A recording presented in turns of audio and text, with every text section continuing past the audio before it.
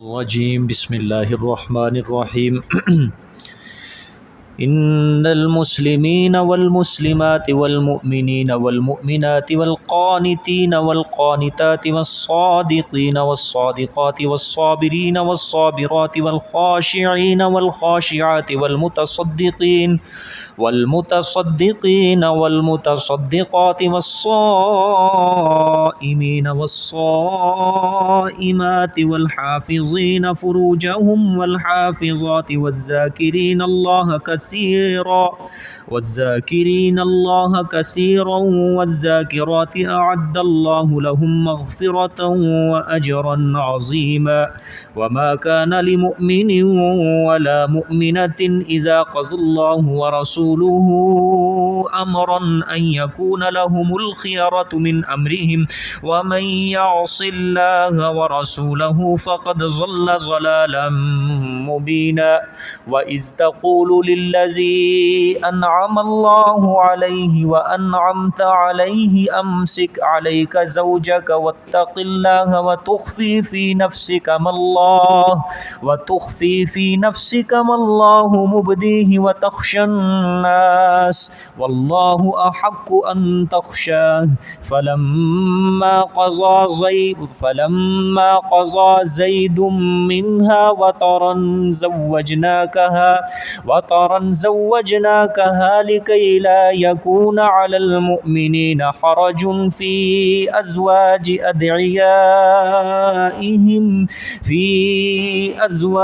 أدعيائهم إذا قضوا منهن وطرا وكان أمر الله مفعولا ما كان على النبي من حرج فيما فرض الله له سنة الله في الذين خلوا من قبل وكان أمر الله قدرا مقدورا الذين يبلغون رسالات الله ويخشونه ولا يخشون أحدا إلا الله وكفى بالله حسيبا ما كان محمد أبا أحد من رجالكم ولكن رسول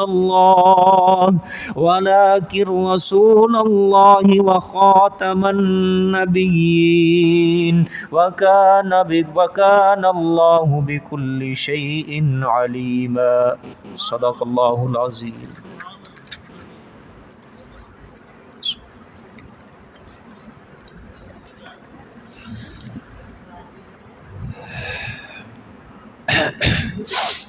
کل کے سبق میں اللہ پاک نے ازواج مطہرات کے لیے دو حکم بیان فرمائے.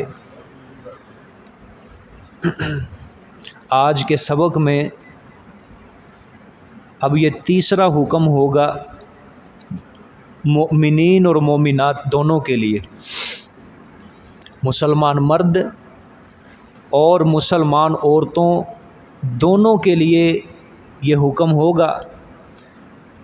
اللہ پاک نے ایمان کے اہم شعبوں کو بیان کیا ہے اس آیت کے اندر، اور اس آیت کے اندر مرد عورت دونوں شریک ہیں. یہ جتنے بھی اللہ شعبے بیان فرمائیں گے اس آیت کے اندر مرد عورت دونوں شریک ہیں، مسلمان مرد اور مسلمان عورت دونوں شریک ہیں. سمجھ آئی ہے؟ اور یہ مومنین کے لیے کیا ہوگا؟ تیسرا حکم ہوگا. اس میں اللہ پاک نے ایمان والوں کو ترغیب دی ہے کہ وہ ایمان والے مرد اور عورتیں یہ اس آیت میں جتنے بھی اوصاف ہیں وہ اپنے اندر یہ ضرور لائیں گے، اپنے اندر یہ اوصاف پیدا کریں گے. اللہ پاک نے فرمایا جب ایمان والے مرد اور عورتیں اپنے اندر ان اوصاف کو پیدا کریں گے تو پھر میں ان کے لیے مغفرت کا اعلان بھی کرتا ہوں اور بہت بڑا اجر عظیم میں نے تیار کر کے رکھا ہوا ہے ان کے لیے. سمجھ آ گئی کہ نہیں بات؟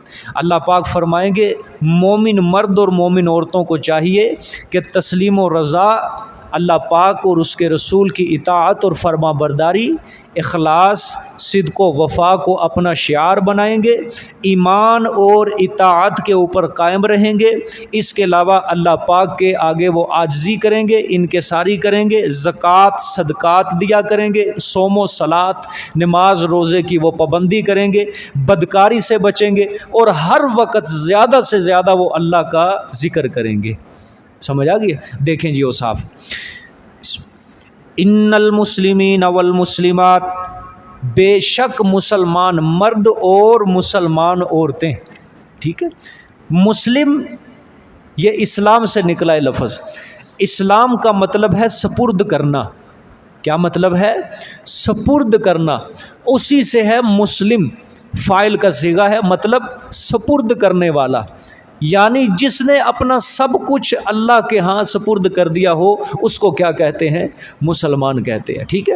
ان المسلمین والمسلمات، بے شک مسلمان مرد اور مسلمان عورتیں، والمؤمنین والمؤمنات، اور مومن مرد اور مومن عورتیں، ٹھیک ہے۔ اب یہاں پہ سوال ہے، یہ مسلمان اللہ نے جب کہہ دیا تو پھر مومن اور مومنات کو کیوں اللہ پاک نے الگ ذکر کیا؟ سمجھ آئیے کہ نہیں؟ مسلمان مرد مسلمان عورتیں، اس کا مطلب اس کے اندر فرق ہوگا، ہے فرق ہے تھوڑا سا، زیادہ نہیں۔ مسلمان ایک اسلام ہے نا، اسلام پہلے اس کا ہمیں زبان سے اقرار کرنا پڑے گا، اشہد اللہ الہ الا اللہ و اشہد ان محمدن عبدہ و رسولہ، اور یہی اسلام جب دل میں بیٹھ جائے اس کو کہتے ہیں ایمان۔ یہی اسلام جب دل میں بیٹھ جائے گا اس کو کیا کہہ دیں گے؟ ایمان کہہ دیں گے، یقین کہہ دیں گے، یا دوسرے لفظوں میں سمجھ لو کہ مومن وہ ہوتا ہے جو اللہ کی مانتا ہے، مسلم وہ ہوتا ہے جو اللہ کو مان لیا، اس نے ایک مان لیا اس نے۔ اب اس سے بھی آگے اگلا سٹیپ جو اس کا اگلا درجہ جو ہوگا، اونچا درجہ، وہ پھر اللہ کی مانے گا، ٹھیک۔ ایک تو ہے اس نے اللہ کو مان لیا، اس کے رسول کو آخری نبی مان لیا، اب اگلا درجہ کیا ہے؟ اللہ کی مانے۔ جب وہ اللہ اور اس کے رسول کی مانے گا تو پھر وہ کیا بن جائے گا؟ مومن بن جائے گا۔ کیا بن جائے گا؟ مومن بن جائے گا۔ آگے دیکھیں جی، اللہ اکبر۔ والقانتین والقانتات، اور تابع دار مرد اور تابع دار عورتیں۔ والقانتین، اس کا ایک مطلب یہ بھی ہوتا ہے جھکنے والے، ٹھیک ہے، تابع دار مرد اور تابع دار عورتیں۔ والصادقین والصادقات، اور صدقہ کرنے والے مرد اور صدقہ کرنے والی عورتیں، ٹھیک ہے۔ یہ سارے کس کے اوصاف ہو رہے ہیں؟ مرد عورت دونوں شریک ہو رہے ہیں کہ نہیں؟ صدقہ کرنے کے اندر صرف مرد کے اوپر ہی ضروری نہیں، صدقے کے اندر مفسرین فرماتے ہیں ہر قسم کا صدقہ مراد ہے، نفلی صدقہ، فرضی صدقہ، صدقۃ الفطر، ہر قسم کا صدقہ اس کے اندر مراد ہے، زکوٰۃ ہے، صدقۃ الفطر ہے، عام نفلی جو صدقہ ہوتا ہے وہ ہر قسم کے صدقات اس کے اندر مراد ہے، صدقہ کرنے والا مرد اور صدقہ کرنے والی عورتیں۔ یہ اللہ پاک نے کیوں یہ شعبہ بیان فرمایا؟ قرآن پاک میں اللہ تعالیٰ بہت زیادہ کہتے ہیں مال خرچ کرو، اس کا سب سے بڑی وجہ یہی ہے کہ جب انسان اللہ کے راستے میں مال خرچ کرتا ہے تو انسان کے دل سے مال کی لالچ نکلتی ہے اور اللہ کی محبت پیدا ہوتی ہے اس کے دل کے اندر، ٹھیک ہے۔ والقانتین والقانتات، اور تابع دار مرد اور تابع دار عورتیں، والصادقین والصادقات، اور صدقہ کرنے والے مرد، ہاں یہ، اور سچ بولنے والے مرد اور سچ بولنے والی عورتیں، والصابرین والصابرات، اور صبر کرنے والے مرد اور صبر کرنے والی عورتیں۔ مشکلات کے اوپر، پریشانیوں کے اوپر، سمجھ آ گئی ہے؟ مشکلات کے اوپر پریشانیاں آ گئی ہیں، اگر اسلام کے راستے پہ چل رہا ہے تو اس کے اوپر کیا کرے؟ وہ صبر کرے۔ والخاشعین والخاشعات، اور عاجزیاں کرنے والے مرد اور عاجزیاں کرنے والی عورتیں، یعنی جھکنے والے اللہ کے آگے سر تسلیم خم کرنے والے۔ والمتصدقین والمتصدقات، اور صدقہ کرنے والے مرد اور صدقہ کرنے والی عورتیں۔ والصائمین والصائمات، اور روزہ رکھنے والے مرد اور روزہ رکھنے والی عورتیں، اور روزہ رکھنے والے مرد اور روزہ رکھنے والی عورتیں، ٹھیک ہے۔ روزہ اللہ پاک قرآن میں بہت زیادہ ذکر کرتے ہیں، ٹھیک ہے۔ یہ سورۃ بقرہ کے اندر میں آپ کو یہ بہت زیادہ سمجھا کے آیا ہوں کہ اس روزے سے اللہ کا خوف انسان کے دل کے اندر پیدا ہوتا ہے. جب ظاہری بات ہے اس نے اللہ کے لیے بھوکا رہنا ہے، پیاسا رہنا ہے، اپنے دل کے اندر اس نے خوف رکھنا ہے کہ اگر میں نے کچھ کھا پی لیا تو میرا روزہ ٹوٹ جائے گا، میرا عمل ضائع ہو جائے گا، مجھ سے اللہ ناراض ہو جائے گا. تو یہ کیا ہے، اس کے دل میں کیا ہو رہا ہے، خوف پیدا ہو رہا ہے. تو روزہ رکھنے سے انسان کے دل میں اللہ کا خوف پیدا ہوتا ہے. ایک تو ہوتے ہیں بھائی رمضان المبارک کے روزے جو فرض ہوتے ہیں، ٹھیک ہے. اس کے علاوہ آپ صلی اللہ علیہ وسلم روزے رکھا کرتے تھے، ٹھیک ہے. آپ صلی اللہ علیہ وسلم ہر مہینے ایام 20 کون کون سے دن ہیں، یہ 13 14 15 کی تاریخ کے روزے یہ آپ صلی اللہ علیہ وسلم رکھا کرتے تھے ہر مہینے. اسی طرح آپ صلی اللہ علیہ وسلم پیر اور جمعرات کا روزہ رکھا کرتے تھے، سوموار اور جمعرات کا ہر ہفتے روزہ رکھا کرتے تھے. سمجھ آئی ہے؟ ہمارے آج ذہنوں کے اندر یہی ہے کہ رمضان کے روزے رکھ لیے بس وہی سال بھر کے وہی پورے ہو جاتے. حالانکہ آپ صلی اللہ علیہ وسلم سے کسی نے پوچھا یا رسول اللہ آپ سوموار کا روزہ کیوں رکھتے ہیں؟ آپ صلی اللہ علیہ وسلم نے فرمایا اسی دن میں پیدا ہوا اور اسی دن مجھ پر قرآن کا نزول شروع ہوا تھا، اس لیے میں شکرانے کے طور پہ یہ پیر کا روزہ رکھتا ہوں. اور ہر ہفتے آپ صلی اللہ علیہ وسلم پیر اور جمعرات کا روزہ رکھا کرتے تھے.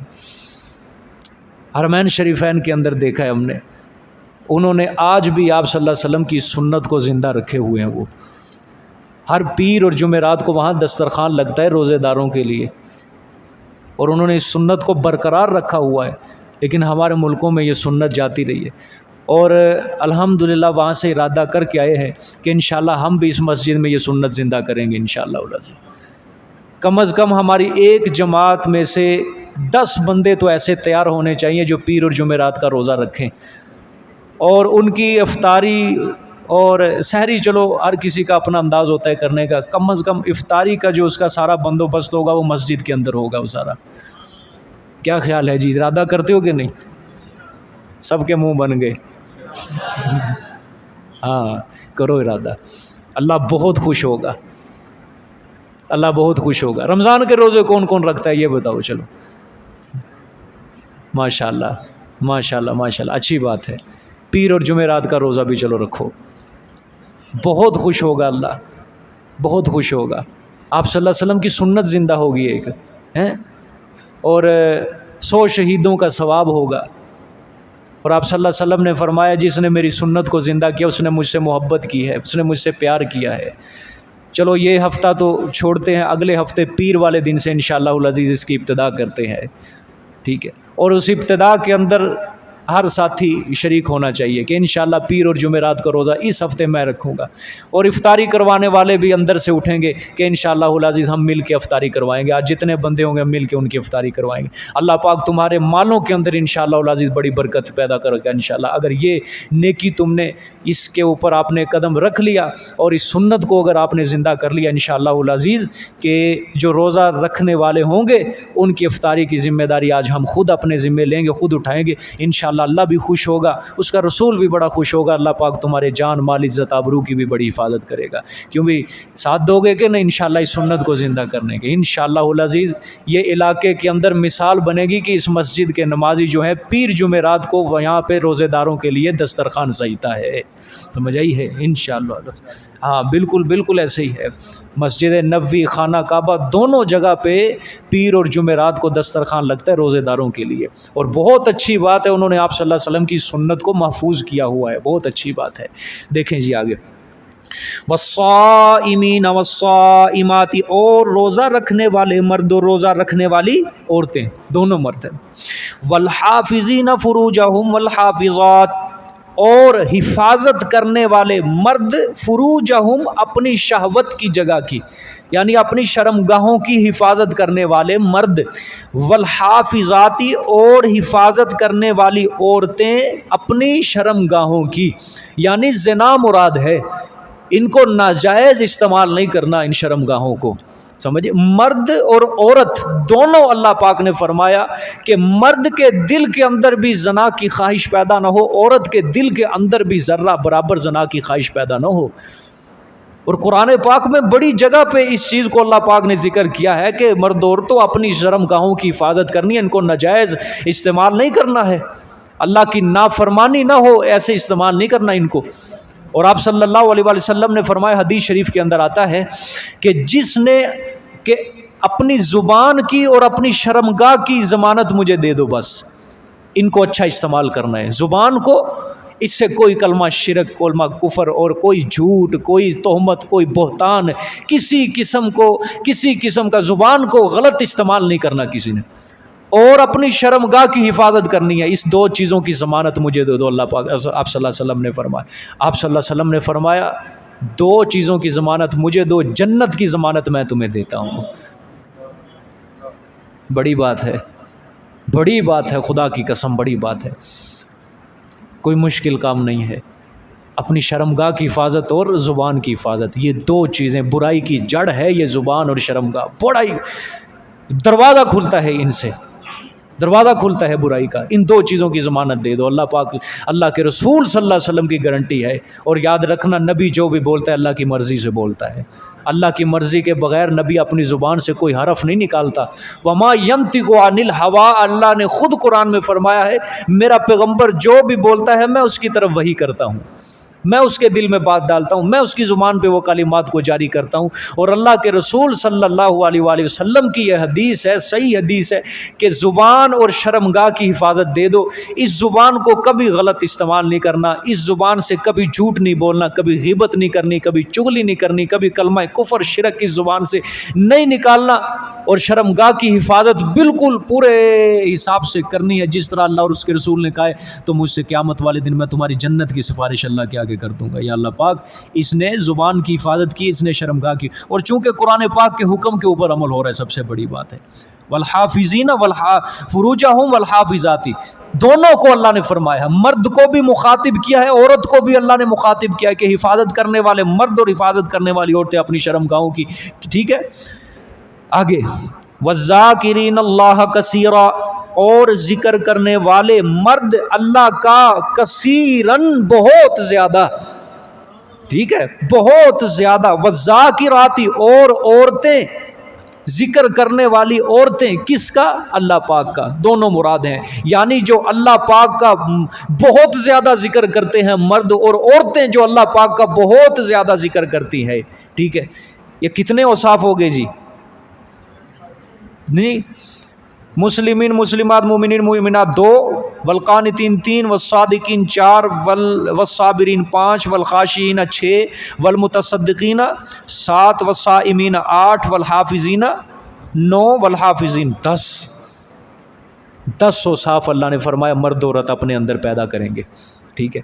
اب دیکھو اجر، اللہ نے فرمایا اعد اللہ لہم مغفرۃ، تیار کر رکھا ہے اللہ نے واسطے ان کے مغفرت کو، بخشش کو، ٹھیک ہے۔ آگے وَأَجْرًا عَظِيمًا، اور اجر بہت بڑا، اللہ خود فرما رہے ہیں کہ میں اس کو بخش دوں گا، میں نے بخشش تیار کر کے رکھی ہوئی ہے، اور اجر بھی بہت بڑا میں نے آخرت کے اندر اس کے لیے تیار کر، دنیا کے اندر مغفرت اور آخرت کے اندر بہت بڑا اجر میں نے اس کے لیے تیار کر کے رکھا ہوا ہے۔ 10 اوصاف اس کو اپنے اندر پیدا کرنے ہوں گے، سمجھ آ گیا کہ نہیں؟ اللہ اکبر۔ آگے دیکھیں جی، اور یہ اوصاف ایسے ہیں کہ انسان کا دل پاک ہوتا ہے، اس سے تزکیہ نفس ہوتا ہے، انسان کے اندر سے بد اخلاقی اور عملی گندگیاں جتنی بھی ہوتی ہیں وہ دور ہوتی ہیں ان اوصاف کو اپنانے سے، سمجھ آئی ہے؟ اللہ اکبر۔ اور دوسری بات یہ ہے کہ مرد اور عورت دونوں ان اعمال صالحہ کے اندر کیا ہے؟ شریک ہیں۔ آگے دیکھیں جی، وَمَا كَانَ لِمُؤْمِنٍ وَلَا مُؤْمِنَةٍ إِذَا قَضَى اللَّهُ وَرَسُولُهُ أَمْرًا أَن يَكُونَ لَهُمُ الْخِيَرَةُ مِنْ أَمْرِهِمْ، ہاں، اور نہیں ہے جائز کسی ایمان والے مرد کے لیے، ترجمہ غور سے دیکھنا اس کا، اور نہیں ہے جائز کسی ایمان والے مرد کے لیے، اور ولا مؤمنۃ، نہ کسی ایمان والی عورت کے لیے، اذا قضى اللہ ورسولہ امرا، جب کہ فیصلہ کر دے اللہ اور اس کا رسول، امرن کسی حکم کا، ٹھیک ہے، ان یکون لہم الخیرۃ من امرہم، یہ کہ ہوں ان کے لیے اختیارات، لہم الخیارات، یہ کہ ہوں واسطے ان کے اختیارات، من امرہم، ان کے حکم سے، ان کے امر سے، ومن یعص اللہ ورسولہ، اور وہ انسان جو نافرمانی کرے گا اللہ کی اور اس کے رسول کی، فقد ضل ضلالا مبینا، پس تحقیق گمراہ ہوا وہ گمراہی صاف، کھلا صاف گمراہ ہو گیا جس نے اللہ اور اس کے رسول کی نافرمانی کیا ہے. ٹھیک ہے. اللہ یہ ترک اطاعت کے اوپر اللہ پاک نے تخویف سنائی ہے، تحدید جس کو کہہ لو، ڈانٹ کی اللہ پاک نے بڑی زبردست. ترک اطاعت کو چھوڑنے کے اوپر، اللہ اور اس کے رسول کی جو اطاعت کو چھوڑے گا وہ صاف گمراہ ہو جائے گا. سمجھ آئیے، اس سے بڑا گمراہ اور کوئی نہیں ہے. ٹھیک ہے. اللہ پاک کیا فرمانا چاہتے ہیں؟ اللہ نے فرمایا مومن مرد اور مومن عورت کو یہ اختیار نہیں ہے کہ جب اللہ اور اس کا رسول کوئی فیصلہ کر دیں، مومن مرد اور مومن عورت کو یہ اختیار بالکل نہیں ہے کہ جب اللہ اور اس کا رسول کسی قسم کا کسی معاملے میں کوئی فیصلہ کر دیں تو وہ اسے ماننے کے اندر مومنین پسو پیش کریں، کوئی اپنے دل کے اندر تنگی محسوس کریں، کوئی حرج محسوس کریں، کوئی رکاوٹ محسوس کریں. مومنین کو کسی قسم کا اختیار نہیں ہے. مومنین کے لیے، مرد اور عورت مومن کے لیے صرف یہی ہے، اپنے اختیارات کو وہ اللہ اور اس کے رسول کی مرضی کے مطابق کر دیں گے بس. سمجھ آئیے، آیت کا مفہوم یہ ہے کہ جب اللہ اور اس کے رسول نے کسی کام کا فیصلہ کر دیا، کسی مسلمان مرد اور عورت کو اپنی آگے کوئی چیز چلانے کی، اپنے اختیارات چلانے کی کوئی ضرورت نہیں ہے. بس اللہ اور اس کے رسول کے ہاں کے اندر کیا ملا دے گا؟ ہاں ملا دے گا.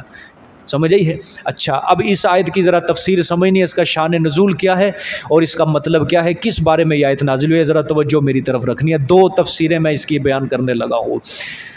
اللہ اکبر. پہلی تفسیر ہمارے حضرت مولانا حسین علی رحمۃ اللہ علیہ نے جو اس کا ربط جوڑا ہے پوری صورت کا اس کے ساتھ، اس کا ربط کیا ہے، کیسے یہ نازل ہوئی ہے، کس بارے میں نازل ہوئی ہے. اللہ پاک نے فرمایا کہ متبنہ کی متعلقہ سے نکاح کا جواز جو ہے، منہ بولے بیٹے کی جو بیوی، یعنی منہ بولے بیٹے نے اپنی بیوی کو طلاق دے دی، وہ متعلقہ ہو گئی عورت، اس کے ساتھ نکاح کا جو جواز ہے، یہ فیصلہ کس نے کیا ہے؟ اللہ نے فیصلہ کر دیا ہے. اور اس لیے اب میرے پیغمبر صلی اللہ علیہ وسلم نے نکاح کر لیا کس کے ساتھ؟ اپنے متبنہ کی متعلقہ کے ساتھ نکاح کر لیا ہے. اب کسی مومن مرد اور کسی مومن عورت کے لیے یہ جائز نہیں ہے کہ وہ اپنے دل کے اندر کوئی تنگی محسوس کرے کہ یہ پیغمبر نے کیا کام کر دیا، کہ یہ پیغمبر نے کیا کام کر دیا. کوئی توقف نہ کرے، اپنے دل میں کوئی حرج محسوس نہ کرے، کوئی تنگی محسوس نہ کرے. ٹھیک ہے. جواز کس نے رکھا ہے؟ اللہ پاک نے. اللہ اور اس کے رسول کی جس نے کر دی نا نافرمانی، وہ کیا ہو جائے گا؟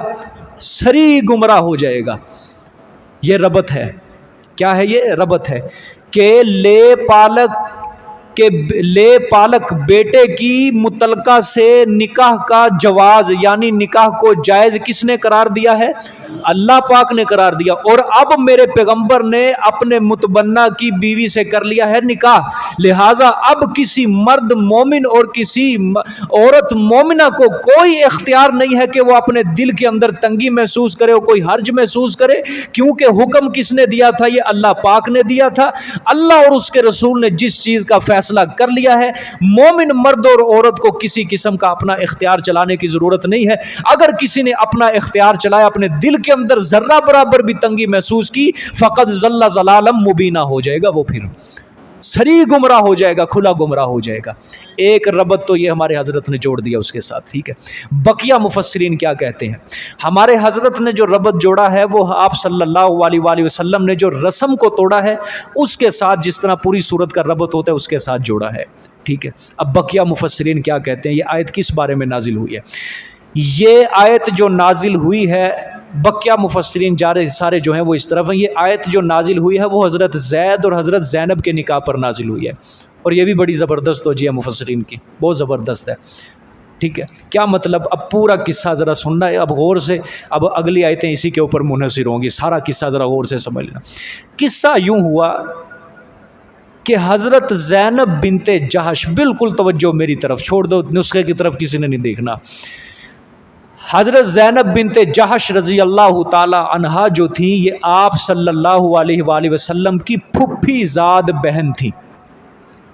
ٹھیک ہے, پھپھی زاد بہن تھی. قریش کے اعلیٰ خاندان سے ان کا تعلق تھا.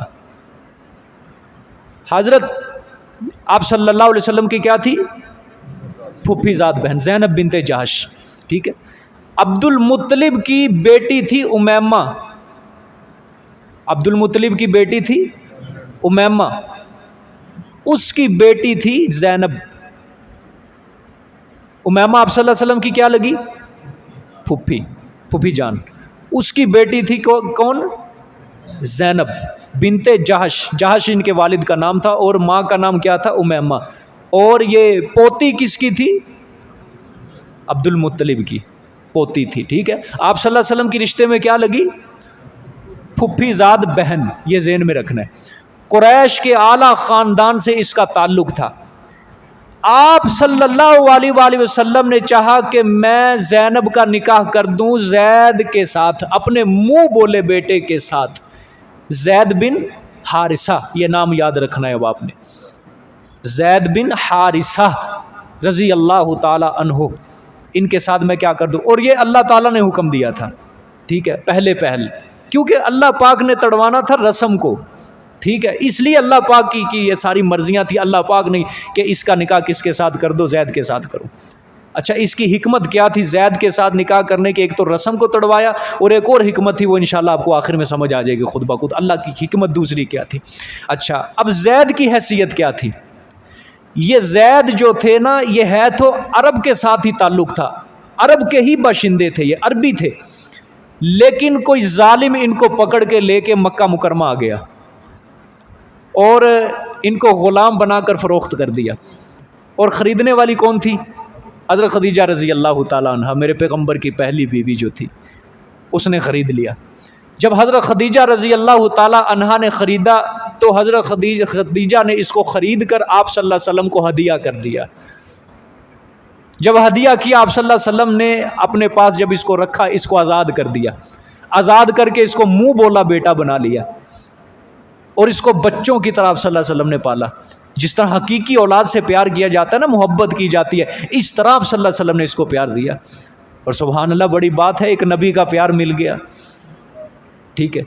ہوا یہ, آپ صلی اللہ علیہ وسلم نے جب اس کو منہ بولا بیٹا بنایا, اس کو محبت دی, پیار دیا, لوگ کہنے لگ گئے زید بن محمد. زید بن حارثہ والد کا جو اصل والد تھا وہ کیا ختم ہو گیا. لوگ کیا کہنے لگے؟ زید بن محمد. ٹھیک ہے. اب ان کی حیثیت تھی غلامانہ, غلامی کا دھبا لگ چکا ہے. آپ صلی اللہ علیہ وسلم کی نے کہا کہ میں زینب بنت جہش اپنی پھپھی زاد بیٹی کا نکاح کس سے کر دوں؟ زید بن حارثہ کے ساتھ.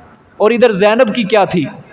زینب کہتی تھی میں ہوں قریش کے اعلیٰ خاندان سے, میں اس کے ساتھ کیوں نکاح کروں؟ آپ صلی اللہ علیہ وسلم نے جب ان کے گھر میں نکاح کا پیغام بھیجا نا, زینب بنت جہش کے گھر میں نکاح کا پیغام, ان کا ایک بھائی بھی تھا زینب بنت جہش کا, اس کا نام ہے عبداللہ بن جہش رضی اللہ تعالیٰ عنہ. جب آپ صلی اللہ علیہ وسلم نے پیغام بھیجا, دونوں بہن بھائیوں نے انکار کر دیا کہ یا رسول اللہ نہیں, ہم اعلیٰ خاندان سے تعلق رکھتے ہیں, یہ زید یہ کم تر ہے. ٹھیک ہے عرب ہے لیکن غلامی کا دھبا تو لگ چکا ہے, ہم قریش کے اعلیٰ خاندان سے تعلق رکھتے ہیں, ہمیں یہ نکاح منظور نہیں ہے. ٹھیک ہے. یہ قصہ یوں ہوا. ٹھیک ہے. اللہ اکبر. اللہ پاک نے اس کے اوپر یہ آیت نازل کی ہے.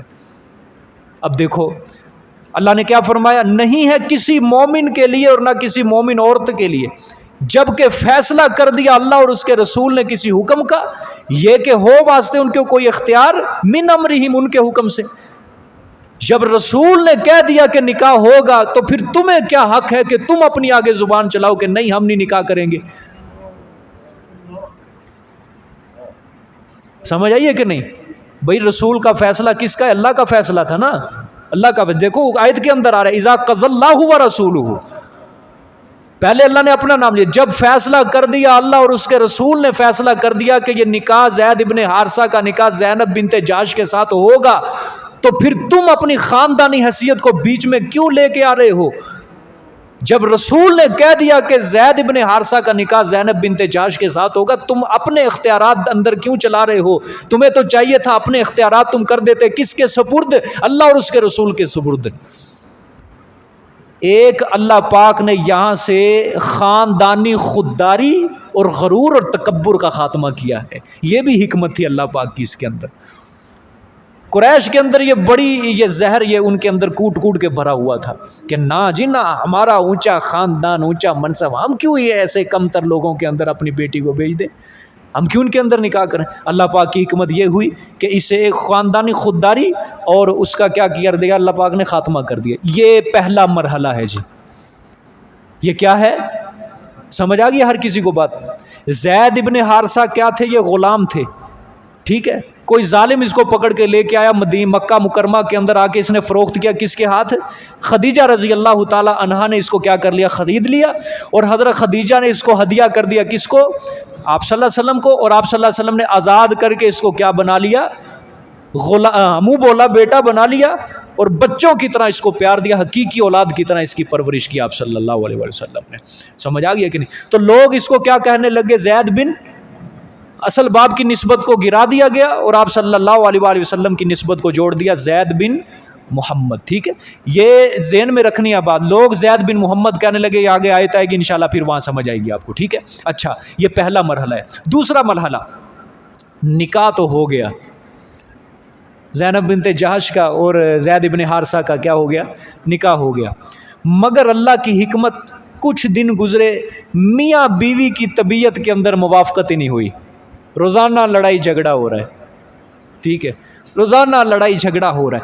حضرت زینب کی طبیعت کے اندر یہ اثر تھا کہ میں ہوں اونچے خاندان سے میرا تعلق ہے، اور زید جو ہے یہ ایک، اس کے اوپر غلامی کا دھبا لگ چکا ہے، میں پوری زندگی کس طرح ایسے کے ساتھ اپنا نباہ کر سکوں گی، کیسے اپنی زندگی گزار۔ ان کی طبیعت کے اندر یہی تھا، اگرچہ زبان سے انہوں نے کبھی اس کا اظہار نہیں کیا، لیکن طبیعت کے اندر یہ بات تھی، ٹھیک ہے؟ اب روزانہ اسی بنا پہ لڑائی ہو رہی ہے زید کے درمیان اور زینب بنت جحش کے درمیان روزانہ، اور حضرت زید تنگ آ گئے، آ کے آپ صلی اللہ علیہ وسلم سے اس کی شکایت کرتے، کہتے یا رسول اللہ مجھے میری لڑائی ہو گئی ہے، آج پھر لڑائی ہو چکی ہے، آج پھر لڑائی ہو چکی ہے۔ آپ صلی اللہ علیہ وسلم حضرت زید کو سمجھاتے تھے، آپ صلی اللہ علیہ وسلم کہتے کہ زید اللہ سے ڈرو، بطور مشورہ اور بطور فہمائش کے، سمجھانے کے اور بطور مشورہ آپ صلی اللہ علیہ وسلم کہتے کہ زید اللہ پاک سے ڈرو، تسلی دیتے کہ اپنی بیوی کو اپنے پاس ہی رکھو، روک کے رکھو، طلاق نہ دینا، اللہ سے تو نے ڈرنا ہے، حقوق کی پامالی تو نے نہیں کرنی، یہ آپ صلی اللہ علیہ وسلم اس کو تسلی دے دیتے۔ سمجھ آ گئی ہے؟ اب کیا ہوا؟ یہ کشمکش دن بہ دن بڑھتی چلی گئی۔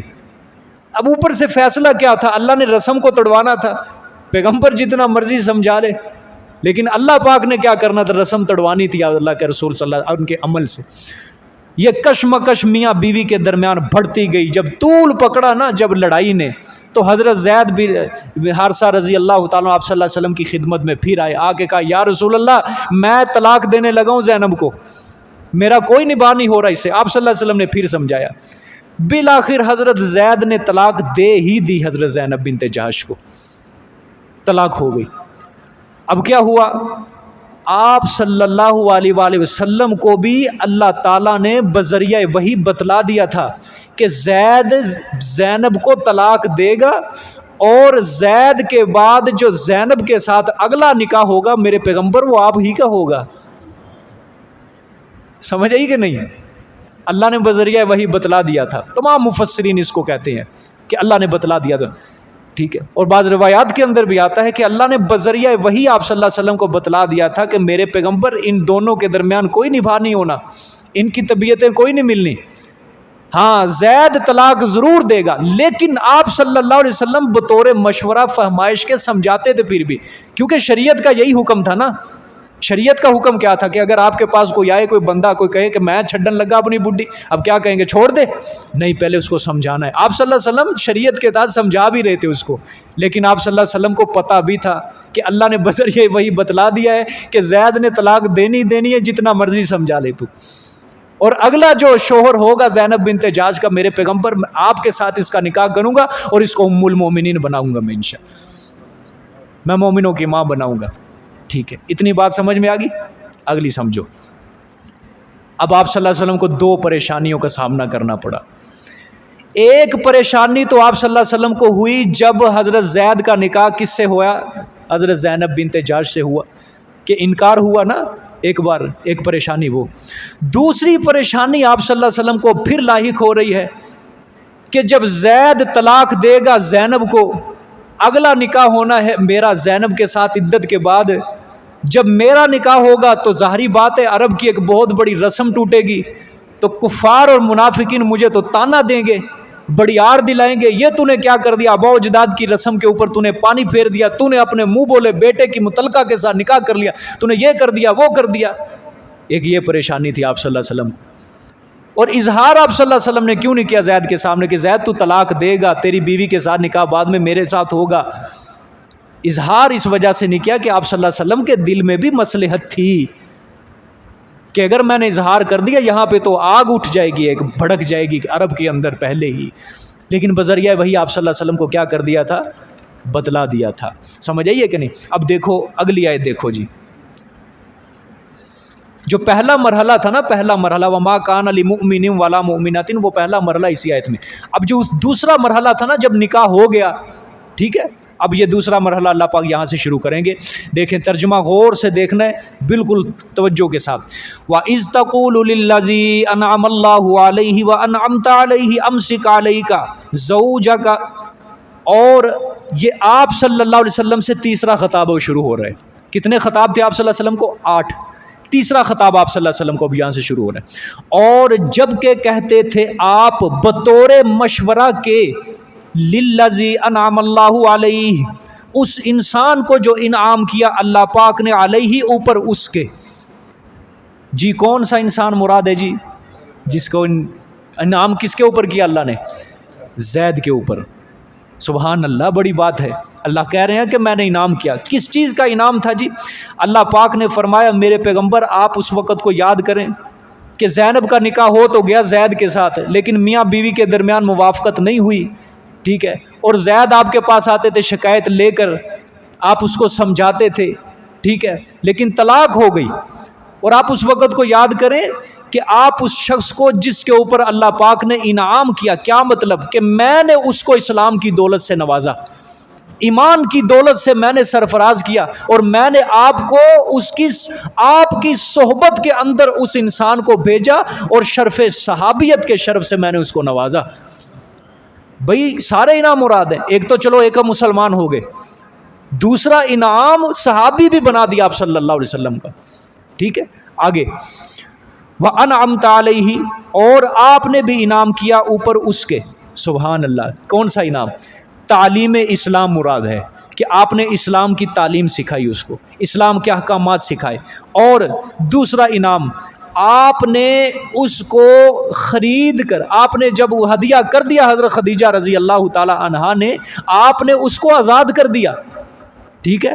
اور پھر تیسرا انعام کیا ہے؟ آپ نے اس کو پیار دیا, پرورش کی. چوتھا انعام آپ نے اپنی پھپھی زاد بہن کے ساتھ اس کا کیا کر دیا؟ نکاح کر دیا. آپ نے بھی اس کے اوپر انعام کیے ہیں. سمجھا کیا رہے تھے؟ اچھا دیکھیں, امسک علیک زوجک, بند کر تو اوپر اپنی بیوی کو, یعنی کیا مطلب؟ طلاق نہ دینا, ٹھیک ہے, اس کو روکے رکھ, ٹھیک ہے. واتق اللہ, اور اللہ سے ڈر, ٹھیک ہے, حقوق کی پامالی نہیں کرنی, اللہ سے ڈرو, اپنی بیوی کو طلاق مت دینا, ٹھیک ہے. مگر زید نے آپ صلی اللہ علیہ وآلہ وسلم سے آ کر شکایت کی کہ یا رسول اللہ کہ بس ہو گئی میری, لیکن آپ صلی اللہ علیہ وسلم بطور فہمائش کے, بطور مشورہ سے کیا کرتے رہے؟ ان کو سمجھاتے رہے. اور آپ صلی اللہ علیہ وسلم کا یہ مشورہ بالکل درست تھا, شریعت کے تحت سمجھا رہے تھے آپ صلی اللہ علیہ وسلم. لیکن اندرونی بات دوسری تھی. اندرونی بات کیا تھی؟ دوسری تھی, جس کا اظہار آپ صلی اللہ علیہ وسلم نے اس وقت نہیں کیا. وہ کیا تھی اندرونی بات؟ کہ آپ صلی اللہ علیہ وسلم کو بذریعہ وہی بتلا دیا گیا تھا کہ زید زینب کو طلاق دے گا, اور اس طلاق کے بعد جو زینب کا نکاح اگلا ہوگا وہ آپ کے ساتھ ہوگا میرے پیغمبر, ٹھیک ہے. اگلا اللہ پاک نے ذکر کیا ہے وَتُخْفِي فِي نَفْسِكَ مَا اللَّهُ مُبْدِيهِ, اللہ نے فرمایا اور چھپاتا تھا تو وہ بات جو اللہ ظاہر کرنے والا تھا اس کو. سمجھ آئی کہ نہیں؟ یہ آپ صلی اللہ علیہ وسلم سے خطاب ہے. اور چھپاتا تھا تو فی نفسی کا، اپنے جی میں، اپنے دل میں، وہ بات مَاللَّهُ مُبْدِيهِ، جس کو اللہ ظاہر کرنے والا تھا. وَتَخْشَى النَّاسَ، اور تو ڈرتا تھا لوگوں سے کہ لوگ کیا کہیں گے. سمجھ آئیے کہ نہیں؟ ہاں اب دیکھو پیغمبر کی مرضی تھی میں بات کو چھپا لوں. سمجھ آئیے کہ نہیں؟ کہ میں بات کو چھپا کے رکھوں. لیکن اللہ کی مرضی کیا تھی؟ یہ راز یہ ظاہر ہونا چاہیے، یہ کھلنا چاہیے. بولو مرضی پھر کس کی پوری ہوئی ہے؟ رسول کی مرضی پوری نہیں ہوئی، مرضی اللہ کی پوری ہوئی ہے. اللہ صاف کہہ رہا ہے کہ میرے پیغمبر تو اپنے دل میں بات چھپا رہا تھا، لیکن اللہ نے آگے چل کے اس بات کو کیا کرنا تھا؟ ظاہر کرنا تھا کہ تو نے نکاح کرنا ہے زینب کے ساتھ. ٹھیک ہے. اور آپ کس سے ڈرتے تھے؟ لوگوں سے.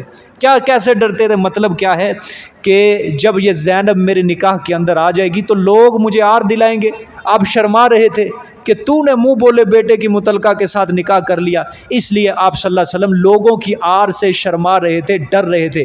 لیکن اللہ نے آگے دیکھو کیا فرمایا، واللہ احق ان تخشاہ، اور میرے پیغمبر یہ میری بات سن، اور اللہ زیادہ حقدار ہے یہ کہ تو ڈرے اس سے. یہ تنبیہ بڑی سخت ہے، یہ تنبیہ بڑی سخت ہے. غور سے دیکھو. ہمیں بھی آج یہی چیزیں لے ڈوبی ہیں نا، برادریوں کی تانے ملیں گے. ہم نے اگر یہ اسلام کے حکم پہ عمل کر لیا، فلانا رشتہ دار کیا کہے گا، فلانا بندہ کیا کہے گا، خاندان ٹوٹیں گے. ٹھیک ہے، رشتہ داریاں برادریاں ٹوٹیں گی. اللہ پاک نے فرمایا میرے پیغمبر تو لوگوں سے ڈرتا تھا کہ لوگ آپ کو آر دلائیں گے، لیکن اللہ زیادہ حقدار ہے کہ آپ اللہ سے ڈریں. آپ نے جب اللہ کے حکم پہ عمل کرنا ہے، آپ کو کسی جہان کی کوئی پرواہ نہیں ہے، کسی کے تانے کی، کسی کی تنقید کی کوئی آپ نے پرواہ نہیں کرنی. آپ نے جب اللہ کا حکم پورا کرنا ہے تو آپ نے دل کے اندر یہی رکھنا ہے کہ میرا اللہ مجھ سے راضی ہوگا. بات سمجھ میں آئی ہے؟ اچھا یہاں پہ ایک چھوٹی سی بات سمجھو. یہاں پہ کئی لوگوں نے لکھا ہے، کچھ تفسیروں کے اندر یہ بات بہت زیادہ لکھی ہوئی ہے کہ آپ صلی اللہ، میں نے کہا نا آپ صلی اللہ علیہ وسلم دل کے اندر کیا بات چھپا رہے تھے کہ زید زینب کو طلاق دے گا اور اس کے بعد جو اگلا نکاح ہوگا آپ صلی اللہ علیہ وسلم کے ساتھ ہوگا. بعض لوگوں نے یہاں یہ لکھ مارا ہے کہ آپ صلی اللہ علیہ وسلم کے دل کے اندر زینب کی محبت تھی. کیا تھی؟ زینب کی محبت تھی آپ صلی اللہ علیہ وسلم کے دل میں. یہ بات آپ صلی اللہ علیہ وسلم چھپا رہے تھے اپنے دل کے اندر. مجھے سچی بات بتانا، ایک طرف آپ صلی اللہ علیہ وسلم کہہ رہے ہیں زید اپنی بیوی کے ساتھ نکاح کر، اور اس کے ساتھ نکاح کر زینب کے ساتھ، اور آپ صلی اللہ علیہ وسلم اس کو سمجھا بھی رہے ہیں کہ طلاق نہ دینا، اللہ سے ڈر. اور دوسری طرف آپ صلی اللہ علیہ وسلم کے بارے میں یہ کہنا کہ زینب سے محبت تھی آپ صلی اللہ علیہ وسلم کو. الیاذ باللہ، الیاذ باللہ، نقل کفر نباشد. میرے پیغمبر صلی اللہ علیہ وسلم کے اوپر منافقت کا دھبا لگا رہے ہو. اور حالانکہ اللہ کا جو نبی ہوتا ہے وہ جب سے دنیا میں آتا ہے آخری دم تک، آخری سانس تک وہ منافقت سے بالکل پاک ہوتا ہے. اللہ کے نبی کے ارد گرد منافقت ٹپکتی بھی نہیں ہے، صاف خالص. اتنا خالص ہیرا نہیں ہوتا جتنا خالص نبی کا دل ہوتا ہے. سمجھ آئیے کہ نہیں؟ ساری انسانیت کے اخلاص کو ایک طرف رکھو اور ایک نبی کے اخلاص کو ایک طرف رکھو، نبی کا اخلاص بھاری پڑ جائے گا، یاد رکھنا. ہاں سمجھ آئیے کہ نہیں؟ یہ بالکل ایسی بات نہیں ہے. یہ جہاں بھی یہ بات لکھی ہے یہ بالکل غلط ہے، جھوٹ ہے، کذب بیانی کی ہے. پیغمبر صلی اللہ علیہ وسلم کے اوپر بہت زیادہ بہتان گڑا ہے کہ آپ صلی اللہ علیہ وسلم کے دل میں زینب کی محبت تھی. سمجھ آئیے کہ نہیں؟ ہاں ذرا بچنا اس چیز سے. دیکھیں جی آگے. فَلَمَّا قَضَى زَيْدٌ مِّنْهَا وَطَرًا، اللہ نے فرمایا پس جب کہ پورا کیا زید نے اس سے حاجت کو، وَطَرًا حاجت کو، مطلب کیا حاجت کو پورا کیا؟ جب بیوی کی ضرورت ہی نہ ہو تو پھر بندہ کیا دیتا ہے؟ بیوی کو طلاق دے دیتا ہے. ٹھیک ہے، حاجت کو پورا کر لیا. زَوَّجْنَاكَهَا، تو ہم نے نکاح کر دیا اس کا آپ سے. سبحان اللہ. یہ کیا لفظ آیا؟ اللہ نے فرمایا، متکلم کا صیغہ ہے یہ، اپنی طرف نسبت. ترجمہ غور سے دیکھو کہ ہم نے نکاح کر دیا زینب کا آپ سے. سمجھے؟ ساری ازواج مطہرات کے اندر یہ فخر کیا کرتی تھیں جب اکٹھی بیٹھی ہوتی تھی نا ساری سوکنے سمجھ آئی ہے.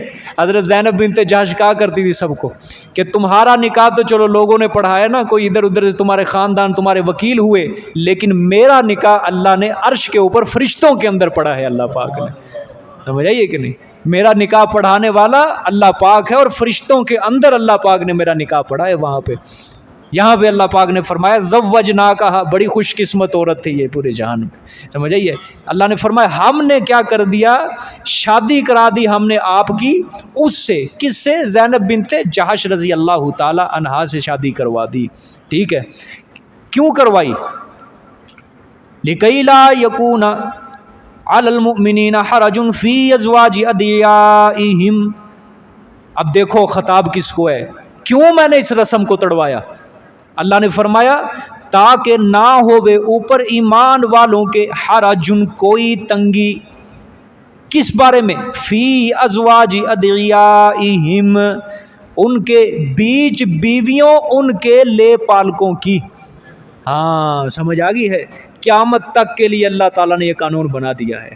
میں نے اپنے پیغمبر کے عمل سے جاہلیت کی اس رسم کو تڑوایا. کیوں؟ تاکہ قیامت تک کے لیے آنے والے جتنے بھی ایمان والے مسلمان ہوں گے ان کے دلوں کے اندر کوئی تنگی نہ رہے کہ اپنے لے پالک کی بیوی جو متعلقہ ہو چکی ہے اس سے نکاح کرنا کوئی گناہ ہے. ان کے دل میں کوئی تنگی نہ رہے, بلکہ لے پالک کی بیوی کے ساتھ نکاح کیا ہے, بالکل جائز ہے اور عین اسلام ہے. کیا ہے بولو سارے؟ عین اسلام ہے, جائز ہے, عین اسلام ہے, عین ایمان ہے. جس طرح پیغمبر صلی اللہ علیہ وسلم نے اپنے منہ بولے بیٹے کی متعلقہ کے ساتھ نکاح کیا, اسی طرح قیامت تک کے لیے آنے والے مسلمانوں کے لیے کوئی ان کے دل میں تنگی نہ ہو کہ لو جی منہ بولے بیٹے کی متعلقہ کے ساتھ بھی نکاح کیا جاتا ہے, یہ تو اچھی بات نہیں ہے. اللہ نے فرمایا یہ تنگی ہی میں نے ختم کر دی آنے والے مومن کے. لہٰذا جو مومن ہوگا, جو مسلمان ہوگا, وہ قرآن کی اس آیت کے اوپر ایمان رکھے گا, اور جس کے دل میں ایمان نہیں ہے, اسلام نہیں ہے, وہ تنگی محسوس کرے گا. نہ جی نہ, منہ بولے بیٹے کی بیوی سے کس طرح نکاح کریں ہم, اچھی بات نہیں ہے. یہ بات سمجھ میں آ گئی ہے؟ اچھا ایک اور معلوماتی بات سمجھ لو یہاں پہ. اچھا آگے دیکھ لو پوری. اذا قضوا منہن وطرا, جب کہ وہ پوری کریں ان سے حاجت, یعنی لے پالک جو ہوں گے نا, لے پالک اپنی بیویوں کو جب وہ طلاق دے دیں, ٹھیک ہے, جب وہ اپنی حاجت پوری کر لیں طلاق دے دیں, تو پھر ان لے پالک کی متعلقہ کے ساتھ نکاح کرنے میں کوئی تنگی نہ ہو ایمان والوں کے لیے. وَكَانَ أَمْرُ اللَّهِ مَفْعُولًا, اور ہے امر اللہ کا, اور ہے اللہ پاک کا امر مفعولا, کیا ہوا, پورا کیا ہوا. سمجھ آئیے کہ نہیں؟ یعنی اللہ فرمانا چاہتے ہیں کہ جب اللہ تعالیٰ نے تقدیر کے اندر جو حکم لکھ دیا, جو فیصلہ کر دیا ہے نا, وہ ہو کر رہے گا, اس کو کوئی ٹال نہیں سکتا, اس کو کوئی ٹال نہیں سکتا. میرا پیغمبر بڑا سمجھا رہا تھا زید کو کہ زید طلاق نہ دینا, سمجھا رہے تھے, لیکن حضرت زید کی طبیعت کے اندر ہم نے یہ بات رکھی, ہم نے تقدیر کے اندر لکھ دیا تھا کہ زید زینب کو طلاق دے گا, اور زینب کا جو اگلا نکاح ہوگا وہ میرے پیغمبر کے ساتھ ہوگا. ہماری تقدیر کو کوئی, ہمارے لکھے ہوئے کوئی بدل نہیں سکتا ہے. اور ہمارا منشا کیا تھا کہ منہ بولا بیٹا جو ہوتا ہے وہ نسبی بیٹے کے حکم میں بالکل نہیں ہوتا. بات سمجھ میں آئی ہے؟ ہمارا اللہ نے کیا کہا, منشا یہ تھا کہ منہ بولا جو بیٹا ہوتا ہے وہ ہمیشہ کبھی حقیقی بیٹا نہیں بن سکتا. اسی طرح اگر کسی نے بیٹی لے لی لے پالک, وہ حقیقی بیٹی کبھی بن نہیں سکتی. ٹھیک ہے, اب یہاں سے مسئلہ مجھے آپ نے بتانا ہے. پیغمبر صلی اللہ علیہ وآلہ وسلم نے جو حضرت زید رضی اللہ تعالی عنہ کی متعلقہ زینب بنت جحش کے ساتھ جو نکاح کیا, یہ درست تھا یا غلط تھا؟ بالکل کیا تھا؟ درست تھا. کسی قسم کے شک کرنے کی کوئی گنجائش نہیں. اللہ پاک نے جاہلیت کی اس رسم کا کلا کما کر دیا ہے, توڑ دیا ہے, رد کر دیا ہے. اچھا مسئلہ اب آپ نے بتانا ہے مجھے, اور بالکل سمجھ سوچ کے. حقیقی بیٹے کی بیوی سے, توجہ بالکل میری طرف, حقیقی بیٹے کی بیوی سے, حقیقی بیٹا جو ہوتا ہے اس کی بیوی کے اوپر آیا سسر سے پردہ ہے یا نہیں ہے؟ غور سے ذرا، قرآن کی آیت ہے، ترجمہ سورۃ نساء کے اندر ہے اور سورۃ نور کے اندر بھی آپ پڑھ کے آئے ہو. ہے غور سے، سسر سے، اللہ کے بندو غور سے ہی سورۃ نور کے اندر گزرا ہے ابھی. عورت کا سسر سے پردہ ہے اور سسر سے نکاح ہو جاتا ہے؟ نہیں ہے پردہ، پردہ نہیں ہے، محرم ہے. کیوں کہ بیٹے کی بیوی سے نکاح نہیں ہو سکتا، سمجھئے، محرم ہے وہ. اس لیے سسر سے بیوی کا، حقیقی بیٹے کی جو بیوی ہے وہ سسر سے، نو دا سسر نل پردہ کوئی نہیں. ٹھیک ہے. اچھا، متبنہ کی جو بیوی ہے، لے پالک کی بیوی جو ہے، وہ اس کے اوپر پردہ فرض ہوگا یا نہیں ہوگا؟ ہاں، اس کے، کیونکہ وہ کچھ لگتا ہی نہیں ہے، وہ کچھ لگتی نہیں ہے اس کی. اب بتاؤ، جو لوگ یہ کام آج کر رہے ہیں، شریعت کی دھجیاں اڑا رہے ہیں یا نہیں اڑا رہے؟ اللہ کے کیوں اس رسم کو توڑا ہے؟ مجھے یہ بتاؤ، کیوں اللہ پاک نے پوری سورۃ احزاب کے اندر اس چیز کو بیان کر رہے ہو؟ لے پالک، نہ اس کو حقیقی سمجھو، نہ اس کو حقیقی سمجھو. سارے اسلام کے اس میں ہم پر بکھیر دیتے ہیں. ہم اس کے اندر صرف کیا آ جاتی ہے؟ محبت اپنی غالب آ جاتی ہے. ہم نے پالا ہے جی، ہم نے پالا ہے، ہم نے پالا ہے. اللہ نے شروع میں کہہ دیا کہ تم ان کو پکارو کس کی نسبت کے ساتھ؟ ان کے حقیقی باپ کی نسبت کے. وہ تمہارا حقیقی بیٹا ہے. منشا اللہ پاک کا کیا تھا؟ دیکھو اللہ نے کیا فرمایا ہے کہ ہم نے مسلمان، قیامت تک آنے والے مسلمانوں کے لیے ان کے دل میں ڈال دی کہ لے پالک کی بیوی متعلقہ کے ساتھ نکاح کرنے میں کوئی تنگی نہیں ہے کسی قسم کی. اور اپنے پیغمبر صلی اللہ علیہ وسلم سے. آج کے دور میں لے پالک لینا یہ بہت بڑا عذاب اس نے اپنے سر کے اوپر رکھا ہوا ہے، بہت بڑا عذاب رکھا ہوا ہے. بیٹا لے لو، بیٹا لے پالک، اپنے گھر میں اس کی حقیقی بیٹیاں ہوں، حقیقی بیٹیاں، سگی بیٹیاں. کل کو جب یہ بیٹا بالغ ہوگا، آیا اس بالغ لے پالک جب یہ بالغ ہوگا، آیا اس کا اپنی حقیقی بیٹیوں کے ساتھ اس کا رہن سہن جائز ہوگا؟ بولو سیدھے لفظوں میں، حرام ہے. اور آج کل تو پھر کٹھے سلاتے ہیں. لے پالک جو لیا جاتا ہے، اپنی حقیقی بیٹیوں کے ساتھ اس کو اکٹھا سلایا جاتا ہے. کیا یہ جائز ہے شریعت کے اندر؟ یہ دھجی اڑ رہی ہے کہ نہیں اسلام کی؟ ایک حکم کے اوپر پورا پانی پھیرا جا رہا ہے. اچھا، اس کے علاوہ جب وہ بیٹا، چلو بیٹی لے لو. اچھا، ایک بات یہ بھی یاد رکھنا، آج کے دور میں بیٹا لینا بھی لے پالک یہ بہت بڑا عذاب اس نے رکھ لیا. بیٹی لینا یہ اس سے بھی بڑا عذاب ہے. بیٹی لینا اس سے بھی بڑا عذاب اس نے اپنے سر کے اوپر رکھ لیا ہے. میں بتاؤں آپ کو اس کے نقصان بتاؤں؟ چلو، ایک تو یہی بات، جب یہ بیٹی بڑی ہوگی، کل کو جو ہی بالغ ہو جائے گی، 14 سال کی، 15 سال کی، اس بندے کی اپنی حقیقی اولاد ہے، اپنی حقیقی اولاد، بیٹے ہیں اس کے. جو ہی یہ بچی بالغ ہو جائے گی، کیا اس کا رہن سہن اس کے حقیقی بیٹوں کے ساتھ جائز ہوگا؟ بولو، ناجائز ہے، حرام ہے. بالکل اس کی اس حقیقی اولاد کے ساتھ رہن سہن حرام ہو جائے گا، بالکل ناجائز ہو جائے گا. اور آگے دیکھو، ٹھیک ہے، اگر اس نے اکیلی بیٹی لے کے پالی، کل کو جب یہ بچی نکاح کے بعد جائے گی اگلے گھر کے اندر، آپ کو پتہ ہے آج کل رواج کیا چل رہا ہے؟ اور سگی بیٹیوں کے اتنے مسائل ہیں. آج لے پالک کے کتنے مسائل کھڑے ہوں گے. جن ماں باپ نے چلو لے کے پال لیا بچی کو، چلو وہ تو مر جائیں گے، قبروں میں چلے جائیں گے، پیچھے اس کی زندگی برباد ہو جائے گی بیچاری کی. اس کو ساس تانے دے گی. جب کل لڑائی ہوئی، ساس کہے گی اچھا تیرے ماں باپ نے تینوں سوٹ دیتا سی کسی دے کار، تیرے ماں باپ تو تجھے خود پال نہیں سکتے تھے، تجھے تو کسی کے گھر میں گرا دیا، تجھے تیرا تو خرچہ نہیں اٹھا سکتے تھے. جب ساس اس بچی کو یہ تانے دے گی، مجھے بتاؤ وہ بچی کس کو بد دعائیں دے گی؟ اپنے حقیقی ماں باپ کو بد دعائیں دے گی، اور جنہوں نے لے کے پالا اس کو بد دعائیں دے گی. بھائی حالات ایک طرح کے نہیں رہتے، یاد رکھنا. اور وہ جو قبر میں چلے گئے نا ماں باپ، اس کو بد دعائیں دے گی وہ بچی کل کو بڑی ہو کے. اور جنہوں نے لے کے پالا ان کو بھی وہ بچی بد دعائیں دے گی. اور درانیاں جٹھانیاں، تمہیں پتہ ہے نا، جب یہ کٹھی بیٹھ جائیں، لڑائیاں ان کی، پھر جب وہ اپنی یہ درانی جٹھانی جو بھی ہوگی جب دانے دے گی، ہاں تیرے ماں باپ تو تھے اسی طرح، تیرا خرچہ نہیں برداشت کر سکے، تو پلی ہی کسی اور کے گھر کے اندر ہے، تو اپنے گھر میں پل ہی نہیں سکی، تیرا تو خرچہ ہی تیرے ماں باپ نہیں اٹھا سکے، کتنا ظلم کیا بچی کے اوپر۔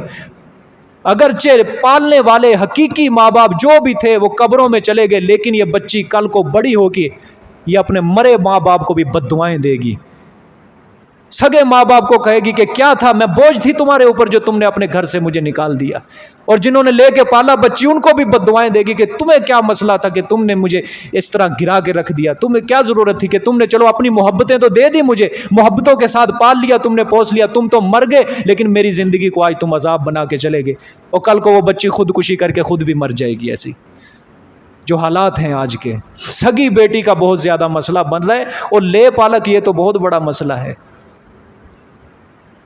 سمجھ آئیے کہ نہیں؟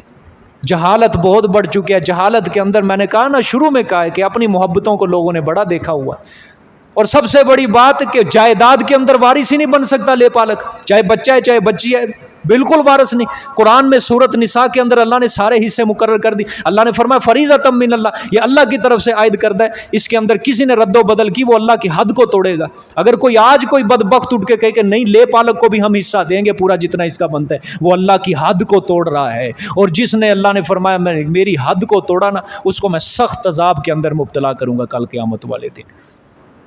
سمجھ آئیے کہ نہیں؟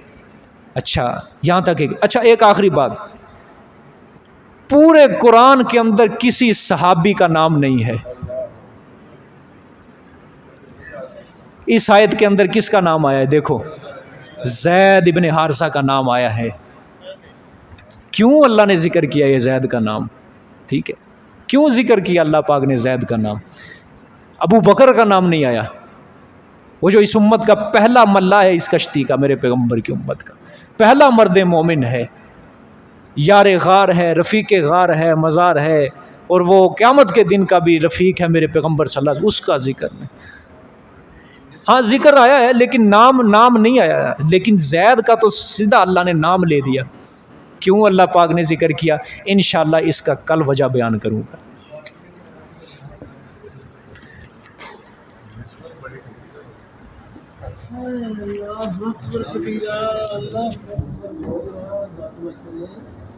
اللہ